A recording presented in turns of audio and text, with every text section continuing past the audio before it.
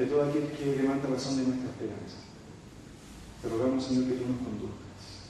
Ayúdanos, socórrenos, Señor, dependemos en todo esto de ti. El fin último de todo esto y el objetivo final eres tú, Señor. Que tu nombre sea glorificado, que tu evangelio pueda ser difundido y predicado en esta tierra. Damos gloria a tu nombre, Señor.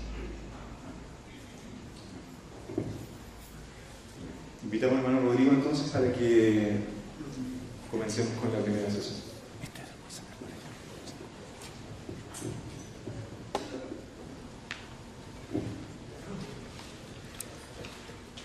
Buenos días a todos, bienvenidos a esta nueva jornada de apologética. Los que pudieron leer la invitación que se hizo, vamos a tratar de abordar este día 3 asuntos que tienen que ver con el llamado argumento teleológico. Y en la tarde vamos a tener una conferencia especial con el hermano Ricardo Bravo, que nos va a hablar acerca de las dificultades actuales de la teoría de la evolución frente a todos los últimos descubrimientos y avances en las ciencias biológicas, particularmente. Entonces vamos a comenzar hablando del argumento teleológico. Es una palabra teleológico, es una palabra extraña para la mayoría. Viene de la palabra griego telos, que significa propósito o diseño, y por lo tanto tiene que ver es un argumento que se basa en las evidencias de diseño en la naturaleza, la presencia del diseño en la naturaleza. La Biblia nos habla precisamente o pone los fundamentos de este argumento cuando nos dice que la creación es un testimonio. El orden que se observa en la creación es un testimonio de la existencia de Dios. Son señales evidentes que la creación nos da acerca de la existencia de Dios. El Salmo 19 dice: los cielos cuentan la gloria de Dios y el firmamento anuncia la obra de sus manos. Cuando observamos los cielos, cuando contemplamos las estrellas, contemplamos una parte de la gloria de Dios, nos dice, o en algún sentido contemplamos la gloria de Dios. Y en el mundo antiguo, que la gente en el mundo antiguo no vivía en las ciudades iluminadas como la nuestra, como Santiago y las grandes ciudades. Entonces uno rara vez ve el cielo como lo veían los antiguos. Uno tiene que salir al campo, a lugares fuera de la ciudad para observar el cielo como lo observaban los antiguos cada noche. Y cuando uno observa el cielo, yo creo a todos ustedes que han podido observar un cielo en una noche oscura, estrellada, es un espectáculo muy impresionante, que la gente de ciudad como nosotros, urbana, casi nunca tiene la experiencia de contemplar. Entonces, para los antiguos, observar el cielo era un testimonio inmediato, muy fuerte de la existencia de Dios, especialmente como dice el salmista. Los filósofos griegos también, observando el orden del universo, llegaron a la conclusión de que debía existir un Dios. Platón habla de la existencia de un alma suprema, perfecta, que debe ser Dios, y Aristóteles nos habla del primer motor, el motor que movió todas las cosas, que dio origen, que es la causa de todo lo que existe, y eso lo infieren a partir de la observación del orden que exhibe la naturaleza. Y entonces, en tiempos recientes, a partir del siglo XX, se hicieron avances sorprendentes en el conocimiento del universo. Los astrónomos, los cosmólogos, las personas que investigan el universo, comenzaron a hacer una serie de descubrimientos francamente muy sorprendentes y que llevaron a reinstalar en la discusión, incluso en la discusión científica, la posibilidad o la necesidad de que exista una inteligencia por detrás del orden asombroso que exhibe el universo. Y fíjense que esto no vino desde los cristianos, o de los pensadores cristianos, o de teólogos, o defensores de la fe, sino que vino de los mismos científicos que estudiaban el universo. Aquí tenemos una cita de Arno Penzias. Arno Penzias, que fue premio Nobel de física, dice lo siguiente: la astronomía nos conduce a un evento único, a un universo que fue creado de la nada. Observen que aquí tenemos marcado con negritas, creado de la nada, porque eso es un concepto bíblico. En todas las cosmologías antiguas, de los pueblos antiguos, solamente los hebreos enseñaron que el universo había comenzado a existir de la nada y no era eterno, como lo vimos la jornada anterior. En todas las otras cosmologías, el universo era eterno. Los dioses habían surgido del universo. Incluso Aristóteles y Platón pensaban que ese Dios en el que ellos creían había dado orden al universo, había puesto orden en el universo, pero que el universo era eterno, había puesto orden en el caos original o primigenio. Pero solo la Escritura nos dice que el universo vino a existir de la nada por un acto soberano de creación de Dios, ex nihilo, de la nada, o en el hebreo bará, creó Dios, bará, esa es la palabra hebrea, de la nada. Y por lo tanto es una idea que solo tiene referencia en el pensamiento cristiano, aparte de lo que los científicos descubrieron. Entonces, creado de la nada, que tiene el mismísimo y delicado balance necesario para proveer las condiciones exactas que se requieren para permitir la vida. Ahora, esto es súper importante. Durante el desarrollo del pensamiento que se llamó la Ilustración, del racionalismo, se instaló la idea de que la ciencia, los descubrimientos científicos, esto es una idea más bien mítica, pero que se hizo muy potente en el pensamiento secular, de que los científicos habían probado que la Tierra no era el centro del universo. Yo creo que todos ustedes en sus libros de texto en el colegio alguna vez leyeron esto. La ciencia descubrió que la Tierra no era el centro del universo y entonces el hombre perdió esa importancia que la teología cristiana le daba, colocándola en el centro del universo, colocando la Tierra en el centro del universo, sino que la Tierra era un planeta que giraba en torno al Sol. Y eso significa que, a fin de cuentas, la Tierra y el hombre no son para nada importantes. Son parte de un universo gigantesco, enorme, que tiene... y que no es un planeta que tenga una importancia... disculpen, ¿pueden prender la luz un poco? Porque nos quedamos completamente a oscuras. Ahí sí, gracias. Entonces, la Tierra es un planeta más entre los muchos planetas que existen. En la época de Copérnico se descubrió que la Tierra giraba en torno al Sol.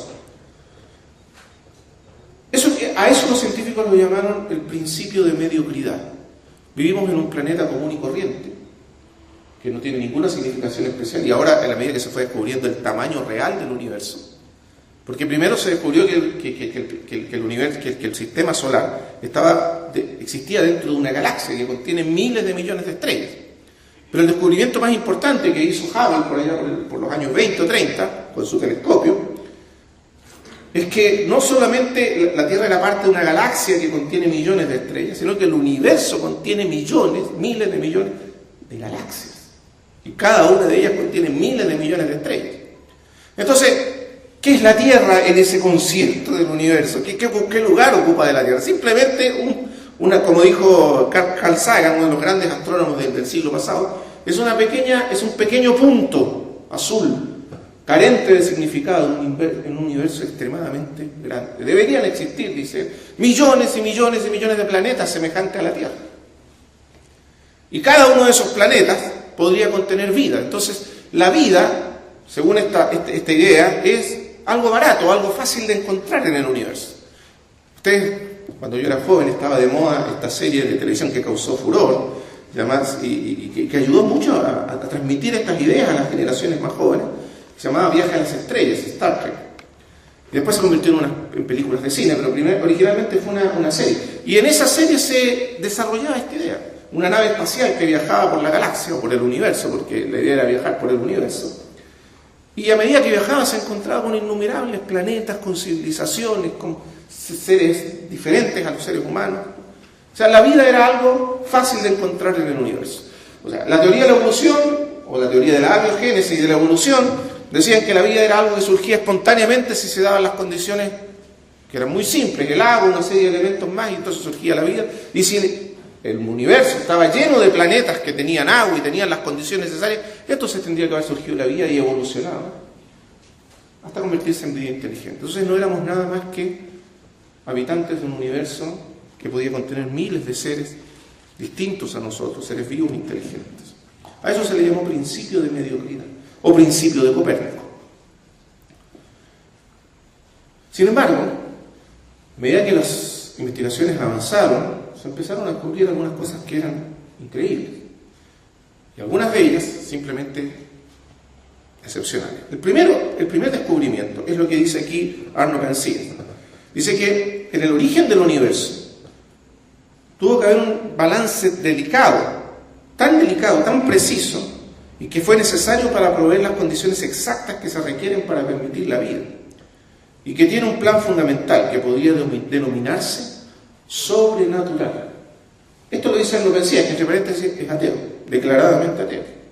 Pero lo que él dice es que reconoce que el universo parece haber conspirado como un todo, desde toda la historia del universo, para producir vida inteligente en este planeta, llamado Tierra. Y esto no es una afirmación teológica, es una afirmación que se desprende de las evidencias que se fueron descubriendo a lo largo del siglo XX y a principios del siglo XXI. Entonces vamos a estudiar este punto. A esto los científicos lo llaman el ajuste fino del universo. Ajuste fino del universo.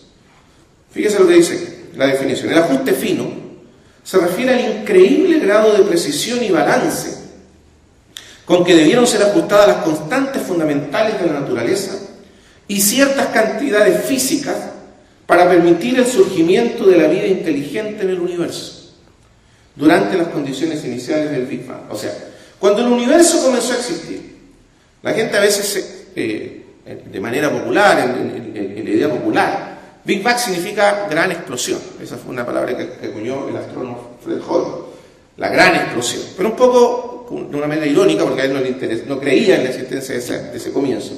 Como si el universo hubiese comenzado como una gran explosión. Ahora, una característica de las explosiones, como uno las conoce, es que son caóticas. Si uno tiene una bomba atómica en medio del desierto, por ejemplo, ¿cuál será el resultado más probable? Destrucción, caos, ¿verdad? Pero si uno tirara una bomba atómica en el desierto y como resultado surgiera una ciudad como Nueva York, ¿qué pensaría usted? Que algo raro está ocurriendo, ¿verdad? Porque de esa tremenda explosión caótica, ¿cómo pudiera surgir una ciudad? Pero el universo es algo increíblemente más sorprendente que eso. Es decir, el ajuste que exhibe el universo, el orden, es más increíble. Es más probable que de una bomba atómica surja una ciudad que el universo venga a existir con el grado de precisión y orden con que vino a existir y se desarrolló a partir de la expansión inicial. Eso es lo que los científicos descubrieron. Y eso requiere una explicación, por supuesto. ¿Cómo fue posible? Entonces, aquí hay dos cosas que son interesantes. Lo primero es que en el origen del universo, algunas constantes fundamentales tuvieron que ser ajustadas con un grado de precisión asombroso. Ahora, más adelante vamos a ver cuáles son esas. Y ciertas cantidades físicas, que son cantidades que se pusieron allí al principio, que son absolutamente arbitrarias, y que tenían que ser ajustados en ese grado, y por eso se llama ajuste fino, para que surgiese la vida inteligente en el universo. Si no hubiesen sido ajustadas esas constantes y esas cantidades con la precisión abrumadora con que fueron ajustadas, no existiría la vida inteligente en el universo. En otras palabras, no existiríamos nosotros en el universo. Entonces, vamos a ver de qué se trata todo esto. Primero, constantes de la naturaleza. ¿Qué son estas constantes de las que hablan los científicos, particularmente los cosmólogos? Las constantes de la naturaleza son valores numéricos, vamos a definirlas así, invariables en las ecuaciones que describen las leyes de la naturaleza.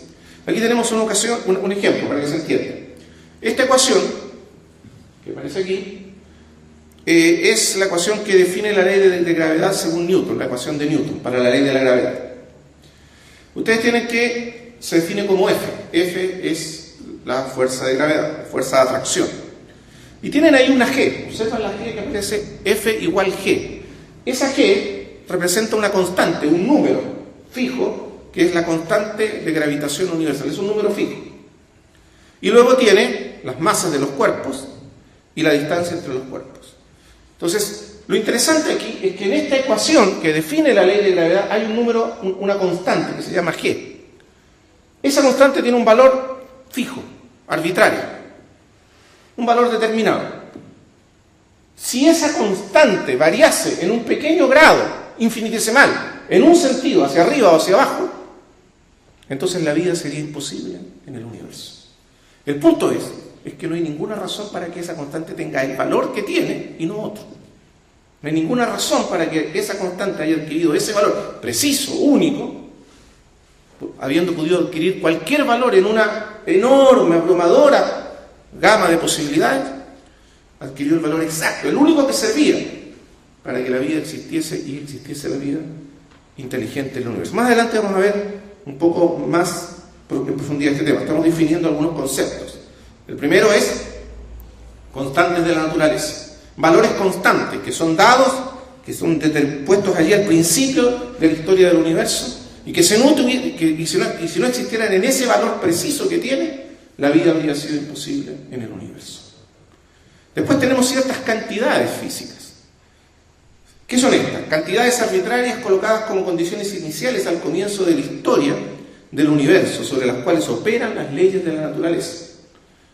Es decir, al comienzo de la historia del universo se establecieron ciertas cantidades de cosas. Por ejemplo, y aquí tengo un ejemplo muy importante, esto fue descubierto por el físico Paul Dirac. Y él descubrió que existía una ligerísima, pero mínima desproporción entre la cantidad de materia y antimateria original en el universo.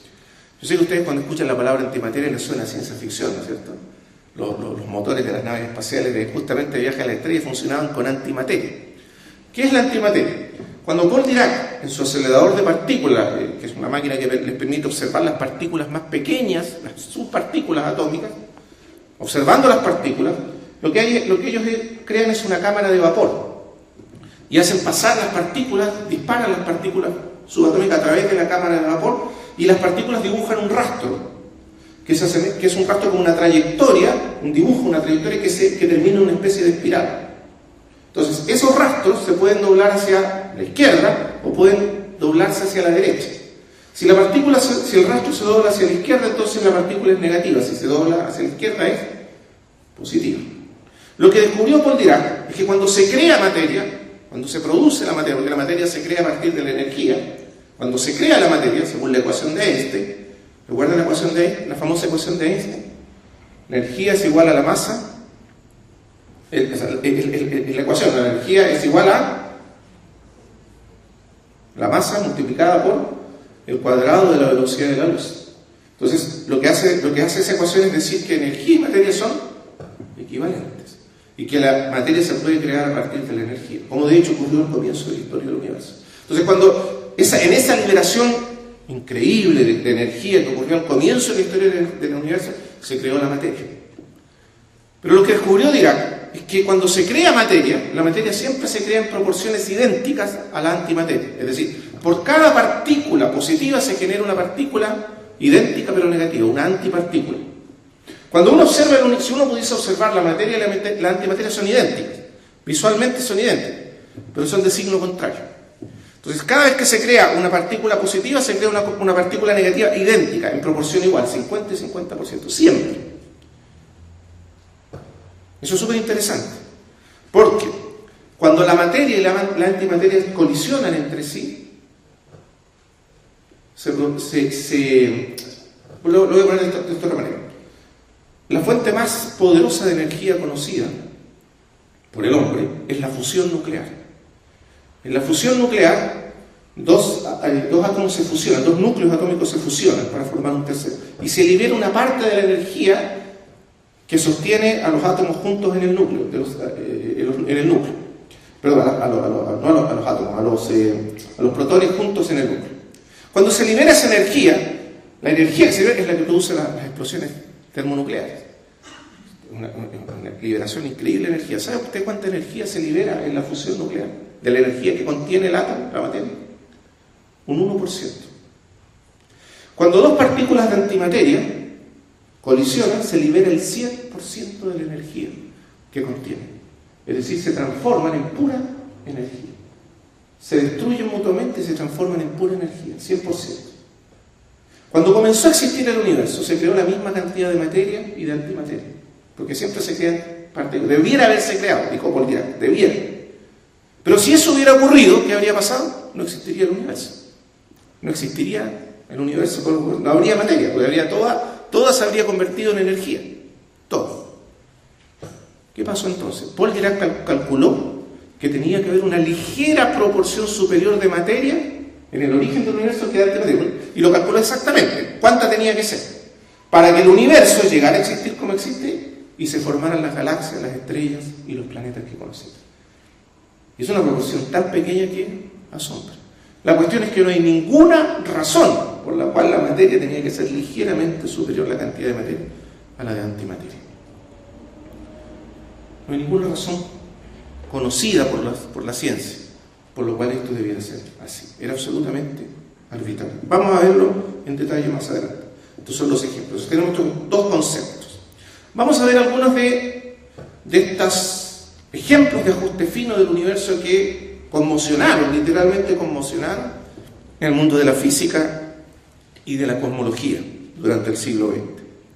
Este es un ejemplo que pone Stephen Hawking, un ejemplo en que recurre mucho el famoso físico de Oxford o cosmólogo de Oxford, Hawking. Ustedes lo conocen, el señor este que está en una silla de ruedas, que tiene esclerosis lateral amiotrófica, y se hizo una película, de hecho, hace poco sobre él. Es uno de los grandes astrónomos y cosmólogos del mundo contemporáneo. Y este es uno de los ejemplos que él pone de ajuste fino sorprendente. La razón entre las masas del protón y el electrón. Resulta que existe una razón, una proporción entre la masa del protón, que está en el núcleo del átomo, ahí están las bolitas azules, y el electrón, que son las bolitas ahí, en el modelo que aparece ahí, esas bolitas moradas, violetas. Entonces, la razón es de 1836 veces, es decir, el protón es exactamente 1836 veces más pesado que el electrón. Esa es la relación que hay entre la masa de uno y otro. Y ustedes dirán, ¿y eso qué importancia tiene? Fundamental. Lo que dice Stephen Hawking y otros científicos es que si el protón, la masa del protón, fuese 1837 veces, o, vamos a ponerlo más difícil, 1836,1 veces, o 1835,9 veces menos o más, en relación al electrón, entonces no se podrían formar los átomos fundamentales de todos los elementos conocidos. Es decir, la razón tiene que ser exactamente esa, porque si no fuera esa, no podrían haber átomos. Las partículas fundamentales nunca se unirían para formar átomos, y si no hay átomos, no hay moléculas. Y si no hay moléculas, bueno, no hay planetas, no hay galaxias, y mucho menos vida en el universo. La cuestión es que esta es una de las cantidades arbitrarias que se fijaron al principio, sin ninguna razón por la cual debiera haber sido así. Es decir, el protón podría haber tenido infinitas diferentes proporciones respecto al electrón, y solamente una servía, y era esta. Esto es otro ejemplo de ajuste fino. Entonces dice Stephen Hawking, esto es algo sorprendente, no tiene explicación posible. ¿Por qué fue así y no fue de otra manera? Había una opción, una sola, que servía para que la vida se desarrollase en el universo, y esa fue justamente la que apareció. Sigamos, observe otro.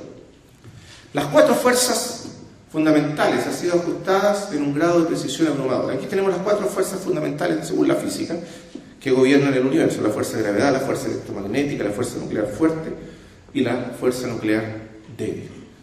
No vamos a entrar en detalles de estos temas, porque cada una de estas son temas físicos y a veces medio áridos, pero volvemos al mismo punto. Fueron ajustadas en un grado de precisión extraordinario, que si no tuviesen esa precisión, la vida no existiría en el universo. Por ejemplo, la fuerza débil, que es una de las fuerzas que funcionan al interior del núcleo de los átomos, que opera en el núcleo del átomo, está finamente ajustada con un grado de precisión de una parte en 10 elevado a 100.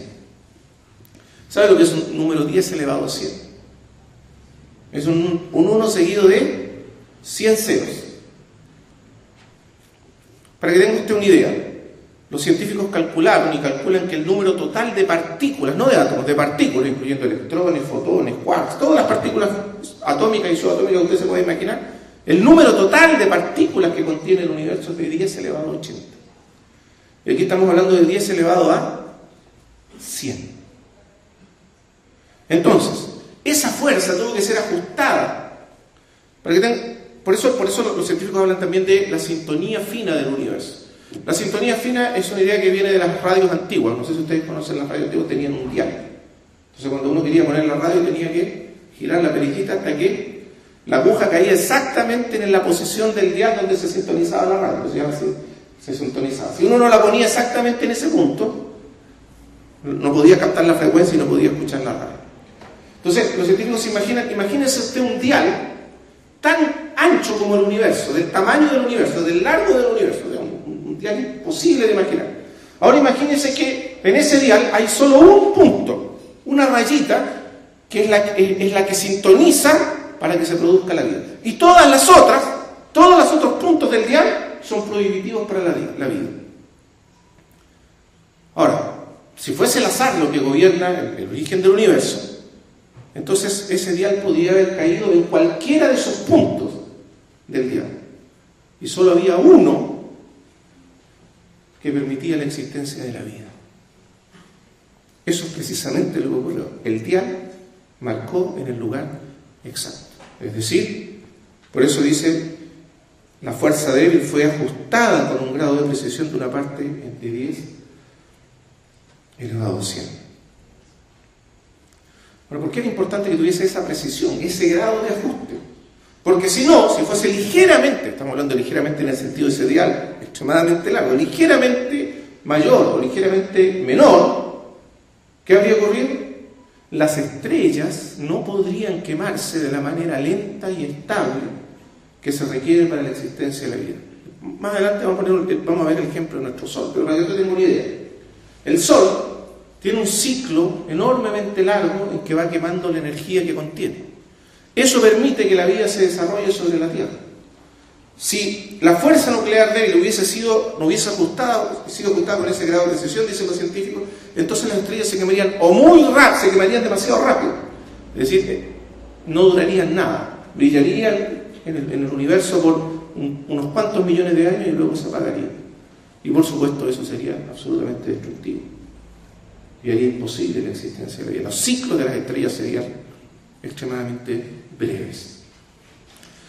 Entonces, esos son algunos de los ejemplos que los científicos han ido descubriendo. Otro ejemplo interesantísimo, la constante cosmológica. Esta es una constante que predijo Einstein en su teoría de la relatividad y que, no sé si los que les gusta leer los diarios, se habrán dado cuenta que se han encontrado algunas evidencias en estos días pasados, en estos meses pasados, algunas evidencias que corroboran la existencia de esta constante, que es la velocidad de expansión del universo. El universo se expande a una cierta velocidad. Es un descubrimiento que se hizo durante el siglo XX. El universo no está quieto, no es estático, y debido a la expansión del universo se llegó a la conclusión inevitable de que el universo tuvo que comenzar a existir. Tuvo un comienzo, no es eterno, porque se está expandiendo. Eso lo vimos, recuerdan, la jornada anterior. El universo se está expandiendo. Pero, y aquí viene lo increíble, el universo, para que la vida pudiese gestarse en el universo tendría que haberse expandido a una tasa, a una cierta velocidad única.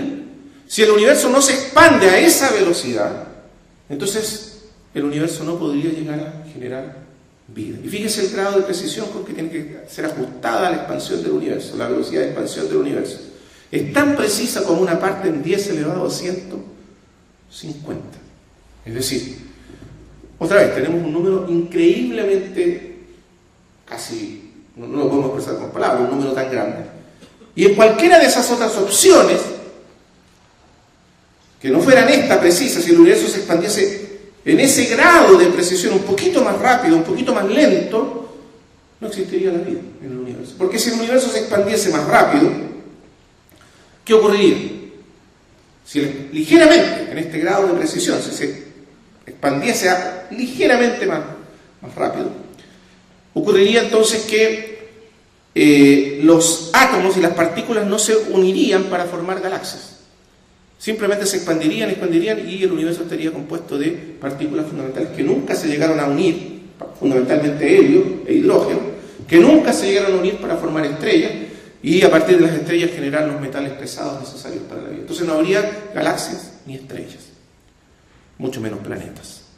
Pero si el universo lo hiciera más rápido, ligeramente, en este grado de infinitesimal, incomprensible, más lento, ¿qué ocurriría?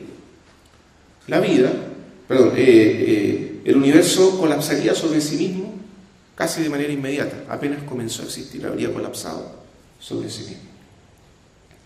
Y no habría podido expandirse para formar estrellas, ni planetas, ni galaxias, ni nada. Y este es el grado de precisión. Entonces, para que usted lo entienda mejor, vamos a dar un ejemplo, a ver si lo entendemos mejor. Un famoso científico dio el siguiente ejemplo. Imagínese, dice usted, que yo dibujo un punto rojo en una pizarra. Tenía la pizarra del sur. Aquí no tengo una pizarra para hacer el ejemplo, pero él dibuja un punto rojo. Ese punto rojo representa el universo que se requiere, con los ajustes precisos que se requieren para permitir la existencia de la vida y la vida inteligente. Ahora supongamos, dice, que yo después dibujo un punto azul. Ese punto azul representa un universo donde cualquiera de estas constantes, que son alrededor de 30 o 40, aquí estamos mencionando algunas nomás, varía ligeramente.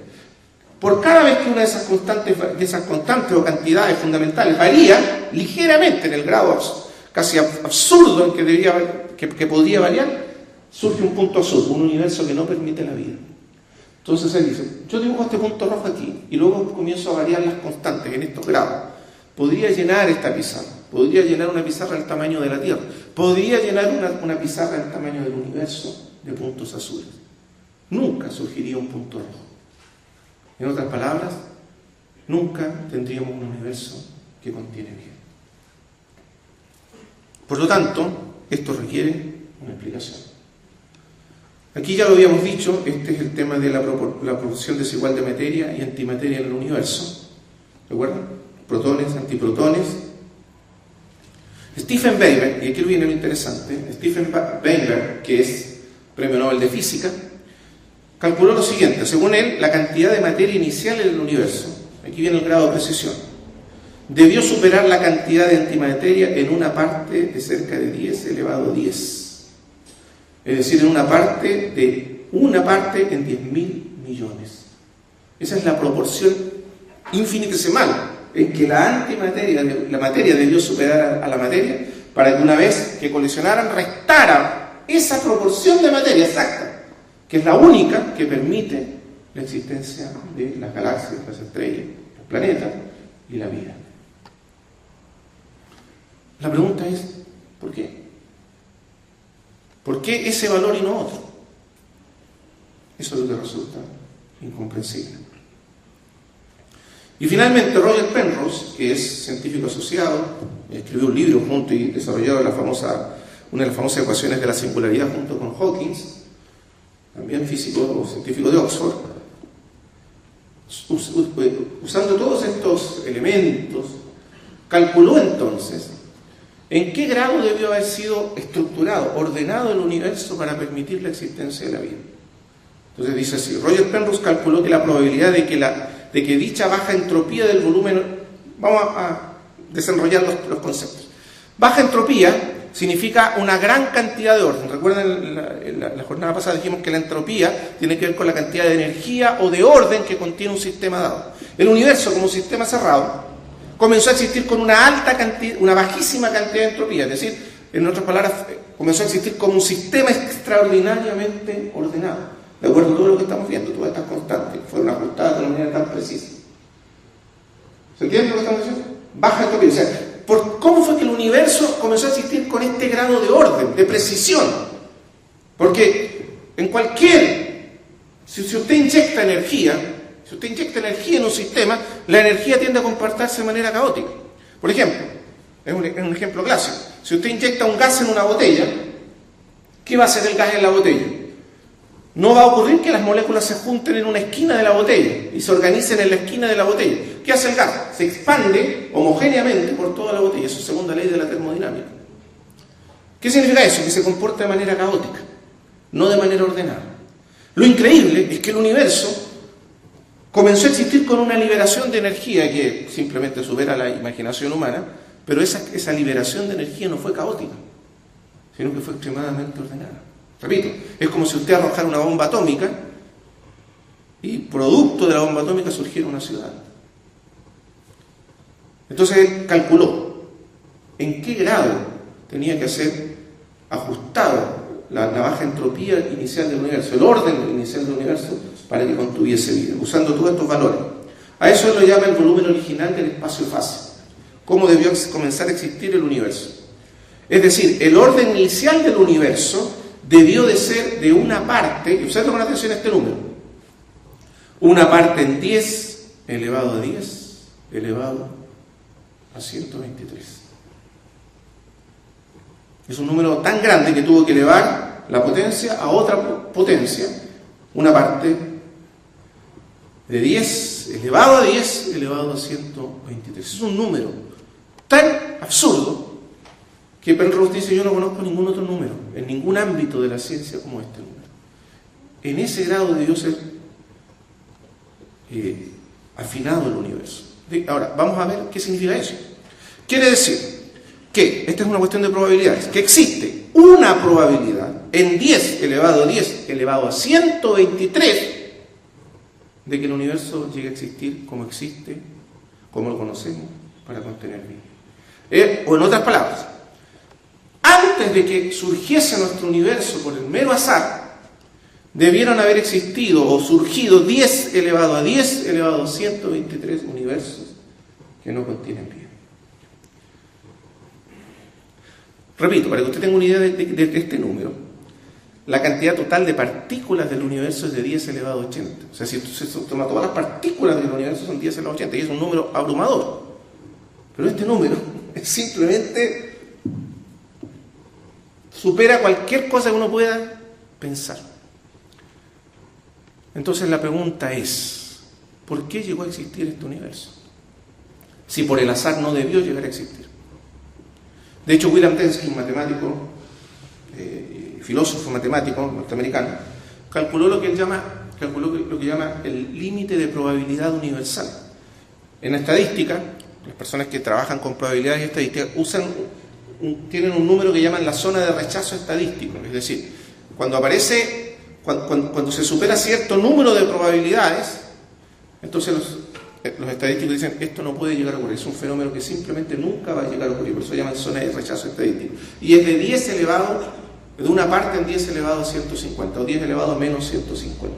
Esa es la zona de rechazo estadístico para las personas que se dedican a la estadística. O sea, un evento que supera esa probabilidad simplemente nunca va a llegar a ocurrir. Y este evento no solo la supera, sino que la supera por una magnitud simplemente inconcebible. Entonces, ¿a qué nos lleva todo esto? Bueno, obviamente, ustedes saben, vivimos en un mundo donde las élites culturales, las élites que se hacen cargo, que elaboran el pensamiento científico, están dominadas por ideas, por filosofías, por cosmovisiones naturalistas. Cosmovisiones naturalistas, seculares, que excluyen la existencia de Dios automáticamente, a priori, sin ni siquiera considerar la posibilidad. El naturalismo nos dice que el universo es todo lo que existe, el universo es todo lo que existe, la materia y sus leyes es todo lo que existe, y es autocontenido y autoexplicativo, es decir, que tiene que ser explicado solo a partir de las leyes físicas y de la materia y de sus características, y nada más. Eso es naturalismo. Y por supuesto, la mayoría de los científicos contemporáneos, o muchos de ellos, son naturalistas en su filosofía. No porque la ciencia los lleve al naturalismo, sino porque es una filosofía asumida a priori, con la cual interpretan la ciencia o los datos de la ciencia. Y han tratado de evitar las consecuencias, porque evidentemente ese ajuste requiere una explicación. Ese grado de ajuste, y como decía Penzias, nos lleva a pensar que hay una inteligencia, algo sobrenatural detrás del universo, o en el origen del universo. Einstein dice que el orden del universo es tan abrumador, por ejemplo, que no hay manera de evitar que pensar o inferir que existe una gran mente detrás del universo. Pero a muchos científicos, como repito, que están cautivos de esta cosmovisión naturalista, no les parece así, y han tratado de encontrar una manera de explicarlo de una manera puramente naturalista, sin que tengamos que recurrir a la existencia de Dios para explicar el universo. Por ejemplo, Stephen Hawking ha trabajado en lo que él llama la teoría del todo, que es una teoría que busca unificar algunas de las leyes fundamentales de la naturaleza, la mecánica cuántica con la teoría gravitatoria. Esa teoría del todo lo que busca es establecer alguna ecuación que puede explicar cómo es que todas esas constantes y cantidades cayeron en esos valores precisos y no en otros. Habría alguna ecuación que explicara esto. Esa es la idea de Hawking. Por supuesto no lo ha conseguido, hasta ahora nadie lo ha conseguido, pero esa sería la idea. La hipótesis o la teoría más probable en la actualidad para acercarse a una teoría del todo es la llamada teoría de las supercuerdas. Es una teoría que está todavía en etapa de gestación, de germinación. Algunos de los que estudian física han leído hablar de la teoría de las cuerdas o las supercuerdas. La idea es que por debajo, en un grado incomprensiblemente minúsculo, por debajo de las partículas fundamentales existen unas cuerdas elementales que vibran y que la vibración de esas cuerdas produce las partículas elementales. Ahora, lo interesante de esa teoría es que, por supuesto, las ecuaciones fundamentales no han sido todavía postuladas, es una teoría que todavía está en una etapa muy incipiente, muy germinal. No se puede decir que es una teoría científica elaborada, pero es una idea, una hipótesis. Pero aún así, los científicos que han trabajado a fondo con esta teoría, que es la más próxima, la que más se acerca a la posibilidad de una teoría del todo, llegan a la conclusión de que esta teoría, de que como máximo, en la hipótesis de las supercuerdas, solo pueden llegar a existir 10 elevado a 500 universos. Como máximo permite la existencia de 10 elevado a 500 universos. ¿Ustedes recuerdan el cálculo de Penrose? La probabilidad de que este universo llegue a existir como tal es de 10 elevado a 120. Es decir, ni siquiera con 10 elevado a 500 universos, que es lo que permite la teoría de la supercuerda, tenemos los suficientes recursos probabilísticos para que llegue a existir un universo como el nuestro. De manera que la teoría de las cuerdas tampoco puede explicar el ajuste fino del universo. Entonces, aunque Stephen Hawking lograra encontrar la teoría del todo, lo cual parece bastante difícil, todavía no podría eliminar el problema del ajuste fino del universo y la necesidad de que sea explicado.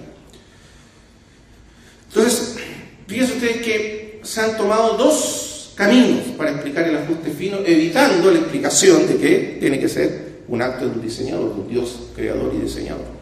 Se han tomado dos caminos en la ciencia, en la actualidad. Uno de ellos es el que es de Stephen Hawking, que es explicarlo a través de la necesidad. Es decir, tiene que haber una ley que explique que necesariamente los valores fundamentales, las cantidades fundamentales, las constantes fundamentales de la naturaleza tomaron los valores que tomaron y no otros. Esa es la teoría de la necesidad. Hay una ley detrás de todo esto que explica todo. Pero, por supuesto, no se ha descubierto. Y la única cantidad posible, que es la teoría de la supercuerda, todavía no podría producir el número suficiente de posibilidades para que eso ocurra. Y la segunda es simplemente el azar. O sea, inflar los recursos probabilísticos. Necesitamos tener muchos universos. Ojalá infinitos universos, porque si tuviésemos infinitos universos, entonces obviamente alguno de ellos tiene que ser como el nuestro. Eso es puro azar. Pero para eso requeriríamos una especie de máquina generadora de infinitos universos. Y esos son los dos caminos que se han tomado. Los dos parecen absolutamente imposibles, pero dado que el naturalismo obliga a las personas a buscar esa salida, entonces se han intentado estos caminos una y otra vez. Por supuesto, ninguno ha sido exitoso. Entonces, se plantea una tercera respuesta, el llamado principio antrópico débil. El principio antrópico débil dice lo siguiente: estamos aquí para observar el universo y por tanto no hay nada que explicar. En otras palabras, si nosotros observamos el universo con ese grado de precisión y de ajuste, dice este principio, es porque nosotros, si no existiéramos, si ese grado de precisión y de ajuste del universo no existiera, entonces nosotros no habríamos llegado a existir, por supuesto. Ahora, dado que llegamos a existir, lógicamente observamos el universo como tiene que ser, con ese grado de precisión y de ajuste, porque eso se requiere para nuestra existencia. Por lo tanto, y viene lo extraño, no hay nada que explicar. Entonces, un científico, Levi, un cosmólogo, bastante astrónomo, responde a ese argumento de la siguiente manera. Imagínese usted, dice, que usted es un revolucionario por ahí en algún país, ¿no es cierto?, que está en revolución, y lo atrapan, y lo llevan ante el pelotón de fusilamiento, y lo ponen delante de 200 tiradores, todos expertos tiradores, todos francotiradores, todos no fallan una bala a 1000 metros. y usted lo ponen allá a 20 metros con 200 de esos tiradores. Le vendan los ojos.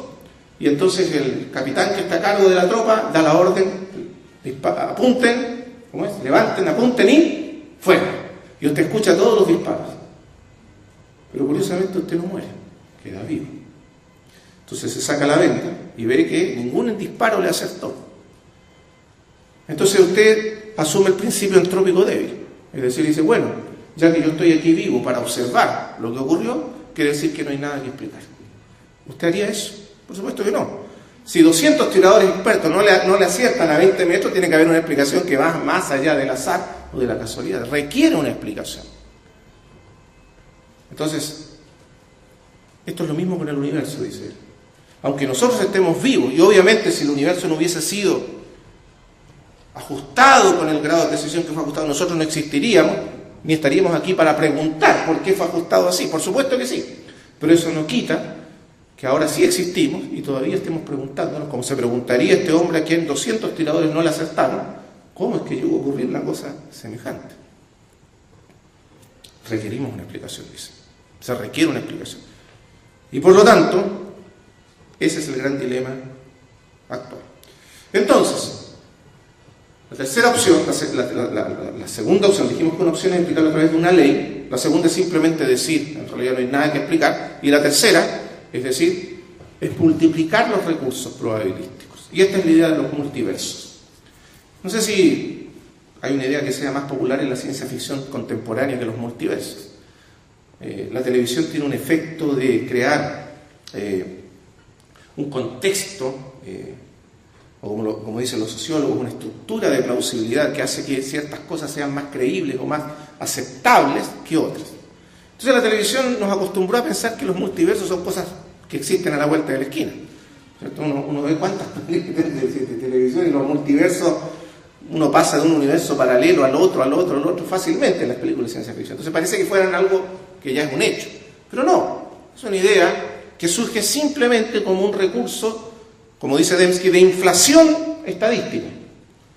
¿Qué significa inflación estadística? Cuando usted los recursos probabilísticos no le alcanza, usted los infla, hasta obtener los suficientes recursos probabilísticos, la siguiente cantidad de oportunidades. Supongamos que usted juega en la lotería y compra un número de lotería. Y tiene el número, no sé, 5, 7, 2, 8, por ejemplo. Cualquier número. Ahora, si usted comienza a tirar bolitas, por supuesto, sus posibilidades de ganar la lotería aumentan cuanto más oportunidades hay, cuantas más chances hay de tirar bolitas. Ahora, si usted pudiese tirar infinitamente esas bolitas, en algún momento su número va a salir. Porque da infinitas posibilidades, en algún momento el número que usted tiene va a aparecer. Entonces, lo que dice esta teoría es que existen infinitos universos. Y puesto que existen infinitos universos, en algún momento el universo premiado, aunque fuera muy remota la posibilidad, de hecho, como Penrose calculó, tendría que ser en 10 elevado a 10 elevado a 123. Pero si son infinitos, en algún momento vamos a llegar al universo 10 elevado a 10 elevado a 123 y va a aparecer nuestro universo. Eso es básicamente el asunto. Entonces somos los ganadores de la lotería cósmica. Y algunos lo simplifican, y usted lo va a encontrar en los libros de popularización de la ciencia, más todavía. Algunos dicen, mire, esto es sencillo. La probabilidad de que yo me gane la lotería es infinitamente baja, pero siempre va a ocurrir que alguien se gane la lotería. Y la probabilidad de que esa persona que se ganó la lotería se la ganara era baja, pero se la ganó. Entonces no hay nada que explicar. En algún momento alguien tenía que ganarse la lotería y nosotros nos ganamos la lotería. Entonces somos los ganadores de la lotería cósmica. Pero ese argumento es engañoso, es falaz, por la siguiente razón. Los que saben probabilidad se dan a dar cuenta inmediatamente por qué es falaz. Porque la probabilidad de que una persona se gane la lotería es bajísima. Pero la probabilidad de que cualquier persona, de todos los que compran un número de lotería, se gane la lotería es altísima. Lo repito.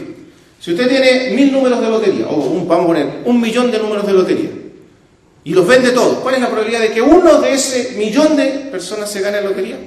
Es alta, dependiendo de la longitud del número.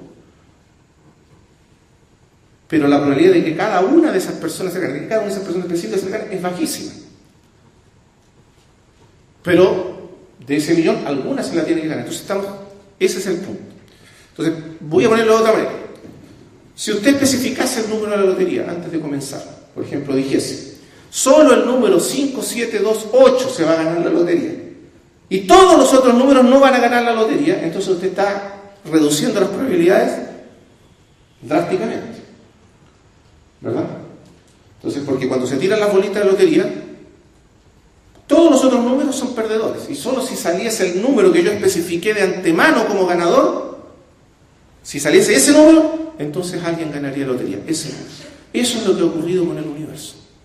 Fue especificado antes, es decir, hay un solo número ganador, no millones, uno solo, y es nuestro universo.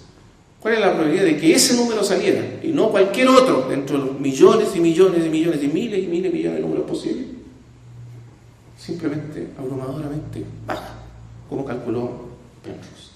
Entonces no somos ganadores de una lotería cósmica, ese es un argumento falaz, porque no había muchos candidatos, sino que había uno solo, especificado, nuestro universo. ¿Se entiende el argumento de probabilidad o necesitamos explicarlo? No, porque a veces con el tema de probabilidad a los que no estudian matemáticas les cuesta capturar la idea. Voy a repetirlo de nuevo. Piense usted. Una cosa es que cuando se venden los números de la lotería, alguno de esos tiene que ganar la lotería. La probabilidad de que alguno de ellos gane es altísima. Porque uno tiene que ganar, y hay muchos candidatos. Pero la probabilidad de que cada uno en particular gane es bajísima. Ahora, si usted de principio especificase que solo un número va a ganar la lotería y todos los otros no la van a ganar, entonces la probabilidad se reduce drásticamente. Ahora, usted tiene 10 elevado a 10 elevado a 123 universos posibles, pero solo uno de ellos puede ser el premiado.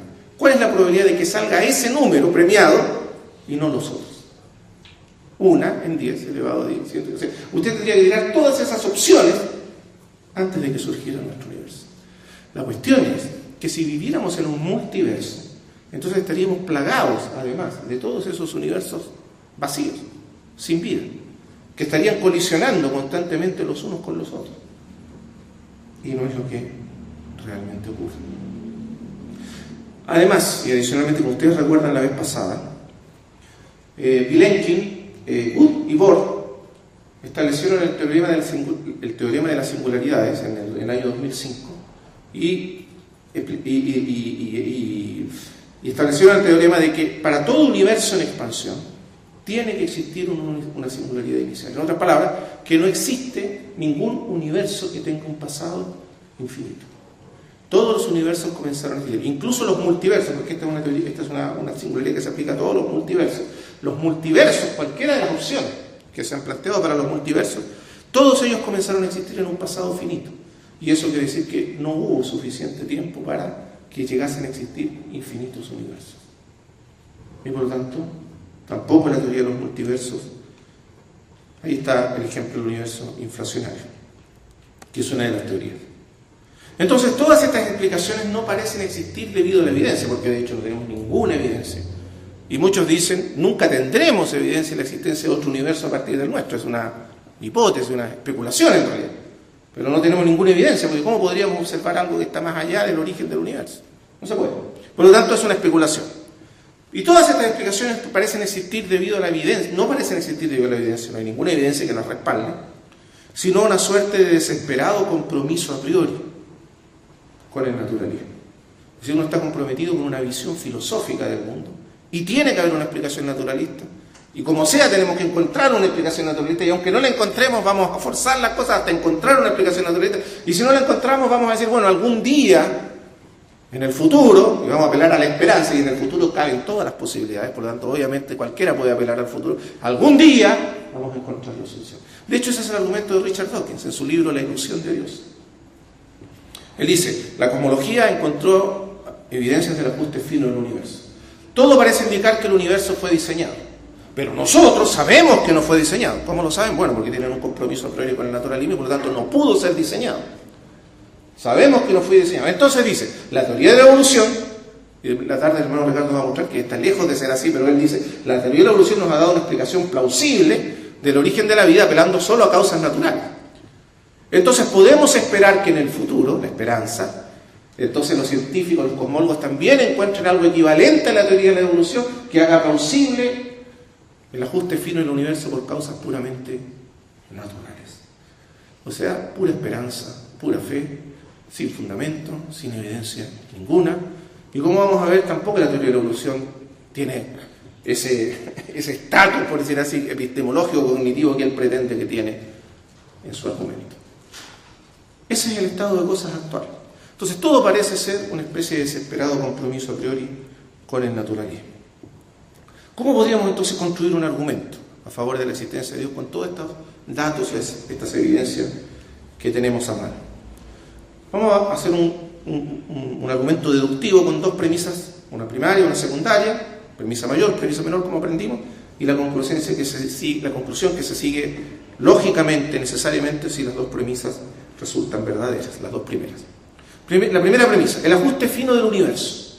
Esto que ya hemos observado, que es un dato de la ciencia, aceptado por todos los científicos. No hay ningún científico que en la actualidad objete la existencia del ajuste fino del universo. Todos lo aceptan. Se debe al azar, es decir, pura probabilidad, a la necesidad, es decir, alguna ley de la naturaleza que esté actuando por detrás y haga que todas esas constantes y cantidades caigan en los valores precisos que necesitan caer para permitir la vida y la vida inteligente. O el diseño, es decir, hay un agente inteligente, hay inteligencia, hay diseño, fue diseñado de esa manera. Esas son las tres opciones, no hay más. Alguno puede decir una combinación de ambas, sí puede ser, una combinación de azar y necesidad, una combinación, pero básicamente estas son las tres opciones. Ya observamos que el azar, el ajuste fino no se debe al azar ni a la necesidad, ya vimos. Las probabilidades simplemente no pueden explicar la existencia de un universo como el nuestro, porque superan todas las posibilidades estadísticas el que surge un universo como el nuestro. Y la necesidad tampoco, porque no hay ninguna ley descubierta, conocida, que permita explicar por qué esas cantidades tomaron los valores arbitrarios que tenían que tomar, y no otros, para que exista un universo como el nuestro. En consecuencia, ¿qué nos queda? ¿Qué nos queda?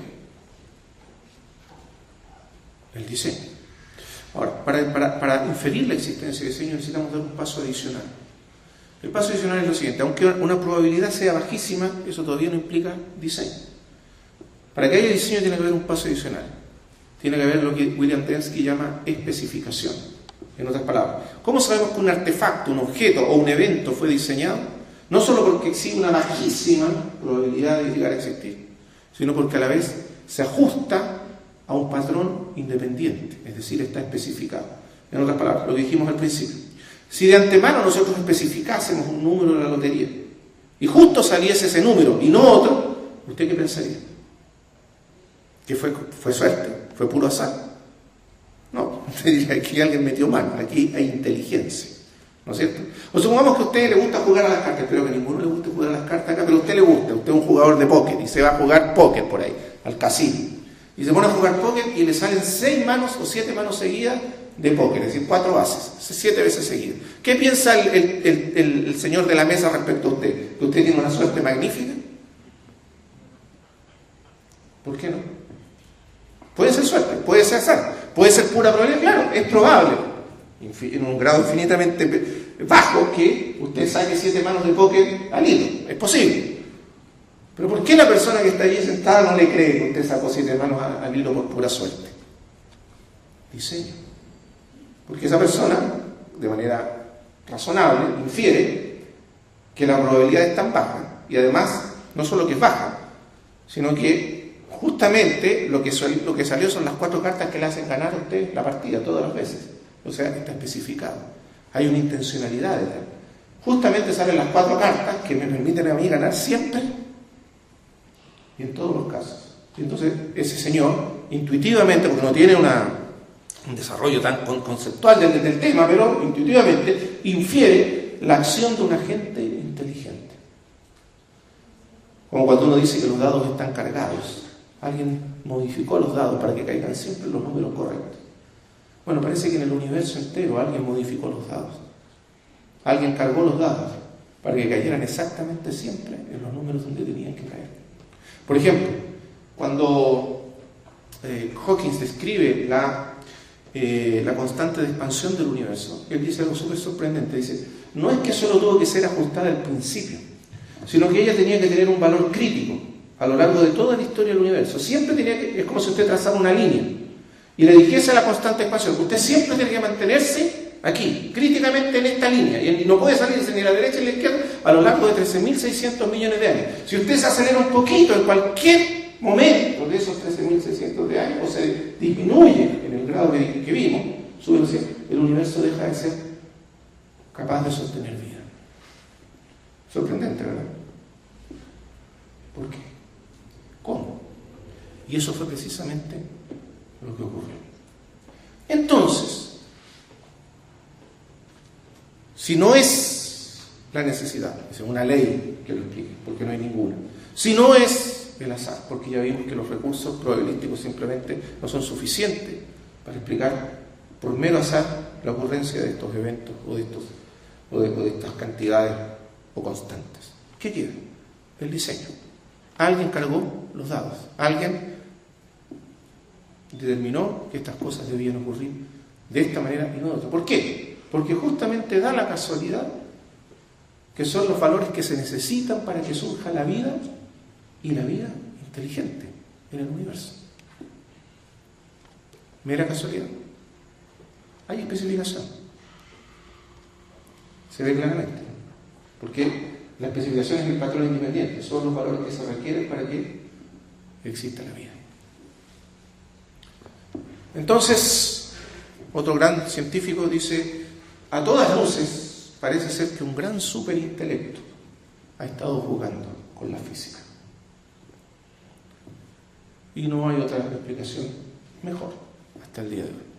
Robert Jastrow, en su libro Dios y los astrónomos, y yo, Robert Jastrow, un agnóstico, cuando menos, o quizás un ateo, escribe un libro bien interesante que se llama Dios y los astrónomos, y él termina diciendo lo siguiente: durante miles de años, o no miles de años, durante cientos de años, los últimos 200 años, los científicos se esforzaron en escalar el monte del conocimiento, de la explicación final de todas las cosas.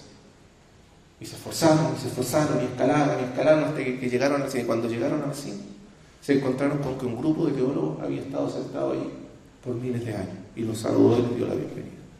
Es decir, esto ya lo sabían los teólogos mucho antes de que lo supiéramos nosotros. El universo comenzó a existir de la nada y fue ajustado por un diseñador para que tuviese los valores y llegase a ser el universo que permite la existencia de la vida y la vida inteligente. Entonces, da lo mismo si la Tierra es una pequeña mota infinitesimal en un universo incomprensiblemente grande. Lo interesante es que todo el universo conspiró para que un día en ese pequeño planeta insignificante, perdido en el vasto universo, llegase a existir la vida y la vida inteligente. Y eso sí que requiere una explicación. Y la mejor explicación entonces parece ser Dios.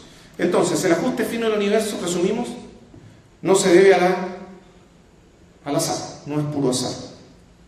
Si Penrose está en lo cierto, entonces la probabilidad de que el universo fuese ajustado por azar es estadísticamente igual a 0.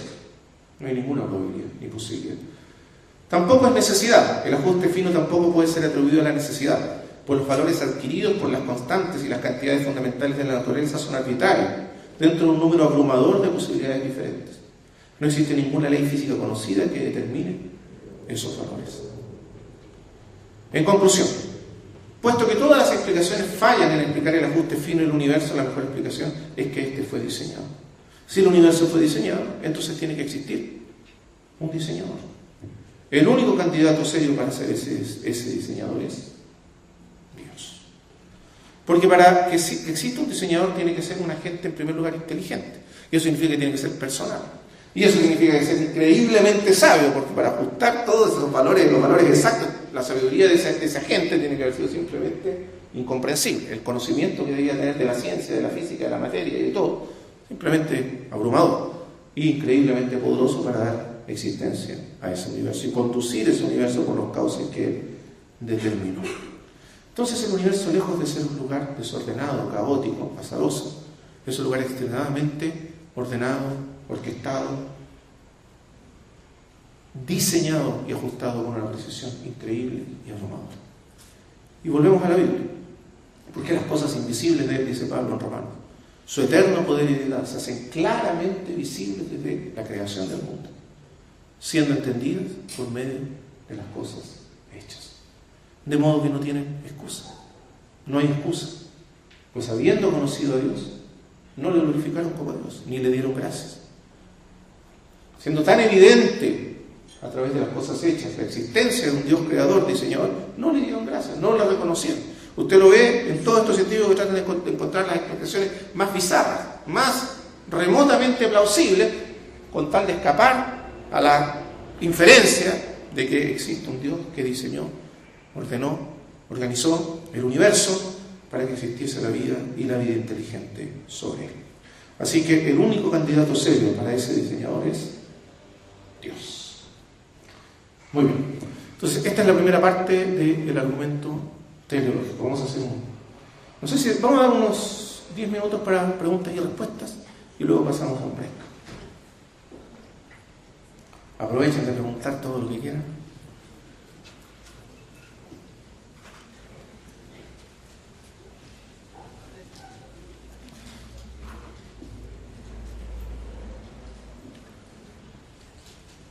¿Está todo claro? Sí. El cálculo de la entropía que se necesitaba para que era el universo tal cual, ¿incluía algunas variables? Sí.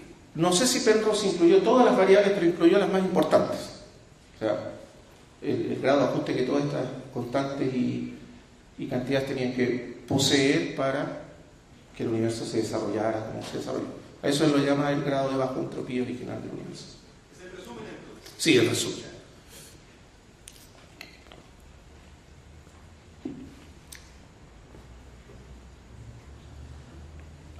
En la primera parte del argumento dicen que el ajuste fino se debe a tres variables. Se puede deber a tres variables: azar, diseño o necesidad. Sí.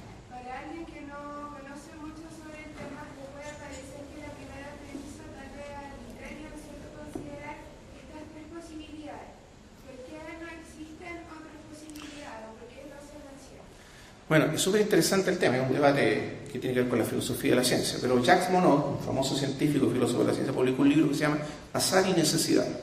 Y en ese libro él argumenta que todas las explicaciones científicas tienen que ser dadas por el azar, por la necesidad o una combinación de ambos. Y esa es la visión naturalista. O sea, en el mundo de la ciencia naturalista solo hay dos explicaciones posibles: azar o necesidad. No es arbitrario. Si hubiera una tercera o una cuarta, bienvenido, pero nadie ha descubierto otra que no sea el azar y la necesidad desde el punto de vista naturalista. Lo que agregamos aquí es que en el mundo real, no en el mundo naturalista, filosófico, donde habitan los naturalistas, sino en el mundo real, hay una tercera clase de causa probable de los eventos o los objetos que existen en el mundo real: la causa inteligente.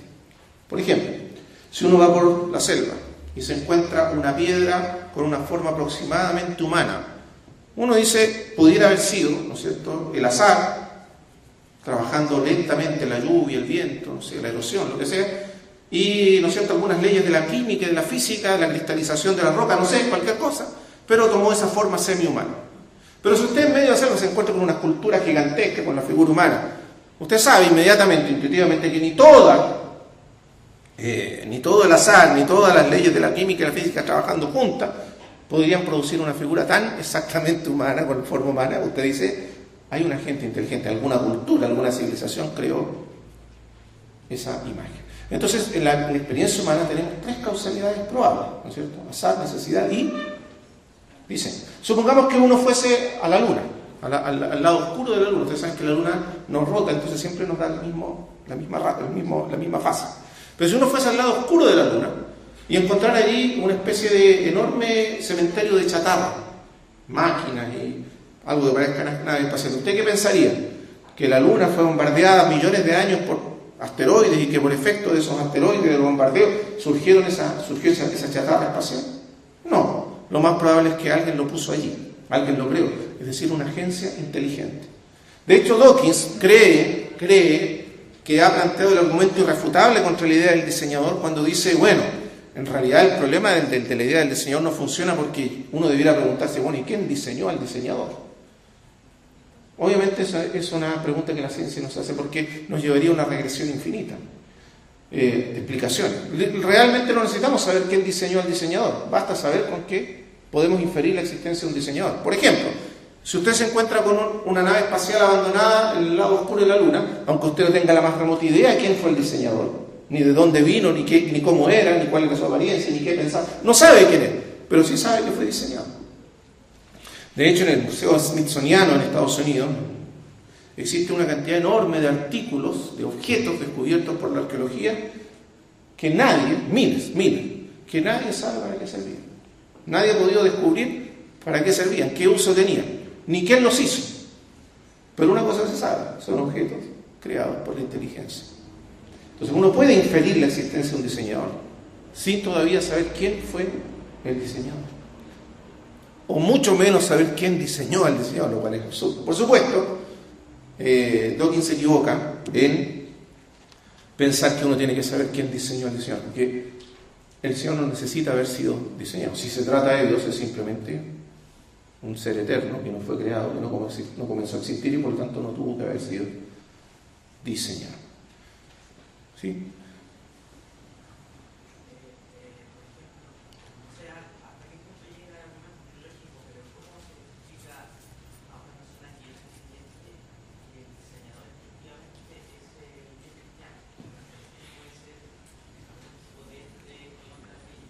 Bueno, tenemos varias cosas. Primero, el diseñador tuvo que ser un ser personal, inteligente, increíblemente sano, increíblemente poderoso. Pero a la vez tuvo que tener un interés muy grande en la existencia de los seres humanos, la vida inteligente. Porque todo fue ajustado con un grado de precisión abrumador, no solo para que existiera vida, sino vida inteligente. Vida inteligente. Y eso es súper importante entenderlo. Entonces, quiere decir que tiene un interés personal, directo, en la existencia de seres inteligentes como nosotros, los seres humanos. Eso ya nos dice mucho del diseñador. Ahora, si estudiamos las religiones, vamos a darnos cuenta que solo 3 religiones plantean la existencia de un ser personal, creador, trascendente, y con interés en crear el universo, en crear la tierra y crear la vida humana. Y es el judaísmo, el cristianismo y el islam. Así que no tenemos tantas opciones. El budismo no cree en la existencia de ningún Dios personal. En realidad el budismo no cree en la existencia de Dios. Estrictamente hablando, el budismo es ateo. Y el hinduismo cree que la fuente original de todo lo que existe es un ser impersonal, sin voluntad, sin conciencia, llamado Brahman. Y los dioses personales que surgen después son derivaciones de esa agencia original impersonal. Y el universo es una emanación de él. Entonces, no hay muchas opciones. Y ahí tenemos que entrar en lo que llamamos apologética especial, es decir, cuáles son las ventajas, lo que hace diferente el cristianismo, del judaísmo y del islam. Y ahí a eso reducimos nuestra exposición. Es básicamente eso.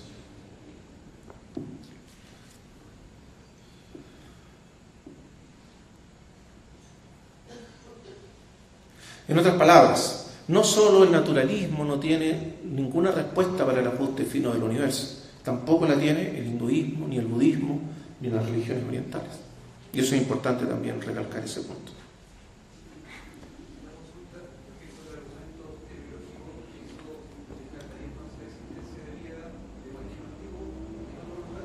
Lo vamos a ver en la siguiente sesión, está toda dedicada a ese tema.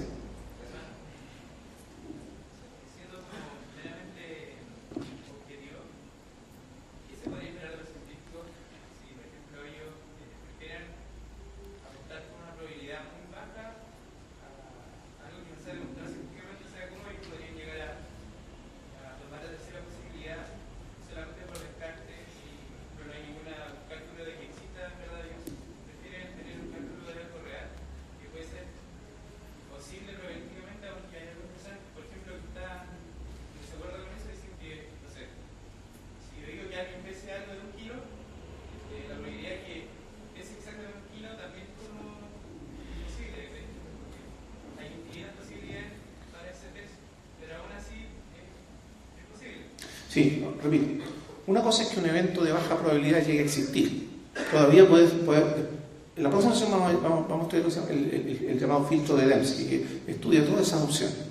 Un evento de baja probabilidad, por muy remota que sea, puede llegar a existir. Y de hecho llegan a ocurrir eventos de bajísima probabilidad. Por ejemplo, el evento de que yo llegara a existir, yo personalmente, la historia de la Tierra, es simplemente abrumadoramente remoto, pero llega a existir. Pero el punto que hace la diferencia es lo que Dembski llama la especificación.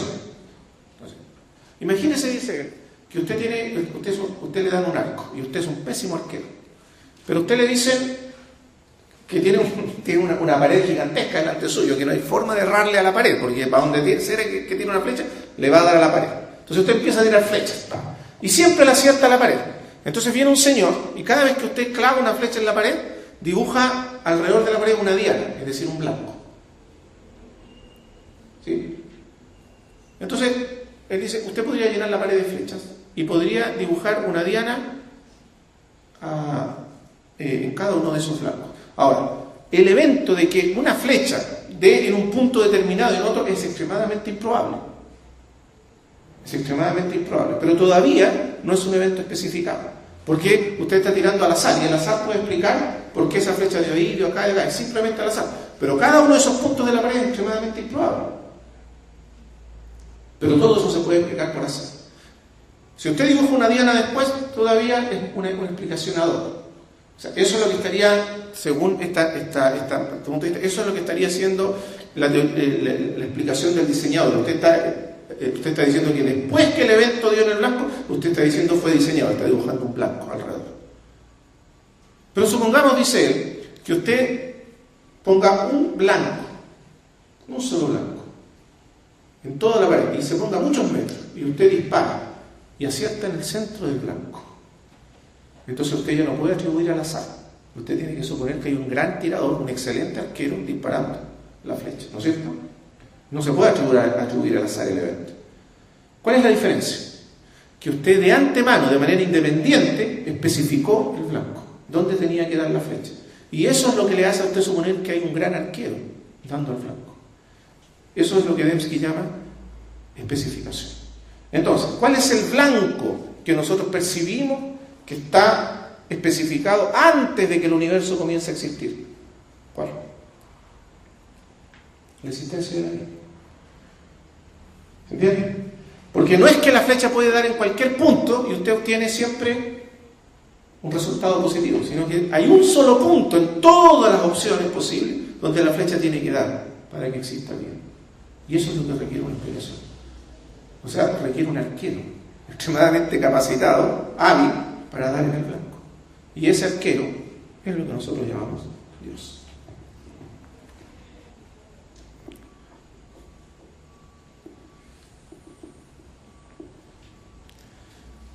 ¿Más preguntas?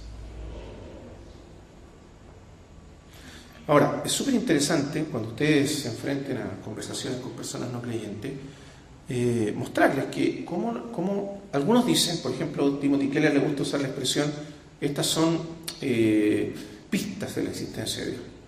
No es que demuestren, porque como bien dice alguien, se puede escudar en una posibilidad remotísima de que el azar, o que no sé, o que una ley desconocida que todavía no fue descubierta, pero que después vamos a descubrir. Se puede uno refugiar psicológicamente allí, sentirse seguro contra cualquier asalto.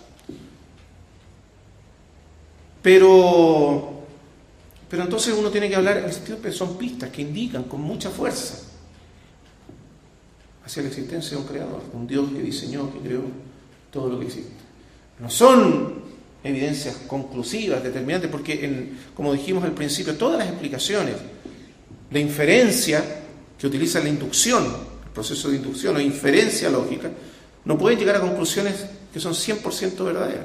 Pero casi todo el conocimiento humano se construye a partir de inferencias inductivas. Así que esa es vamos a decir, es una limitación de gran parte del conocimiento humano. Todo el conocimiento científico es así. Ningún científico va a decir, mire, mi teoría es definitiva, final. No. Todos están abiertos a ser reexaminadas, reestudiadas. Eso es cierto. Pero eso no quiere decir que no hayamos acumulado conocimiento. Claro que se puede acumular conocimiento. Entonces, aunque sea lógicamente posible encontrar una vía de escape, eso no significa que estamos yéndonos por el camino correcto, sino que el camino racional, razonable, es ir hacia donde apuntan las evidencias y no en contra de las evidencias. Uno puede siempre argumentar que las evidencias no son lógicamente compulsivas, claro que no lo son, pero apuntan hacia ciertos lugares y no otros.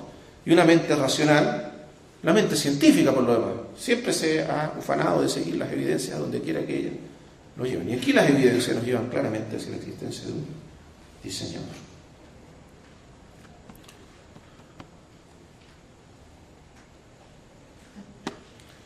Muy bien, vamos a parar entonces 15 minutos. Un break ahí atrás y continuamos.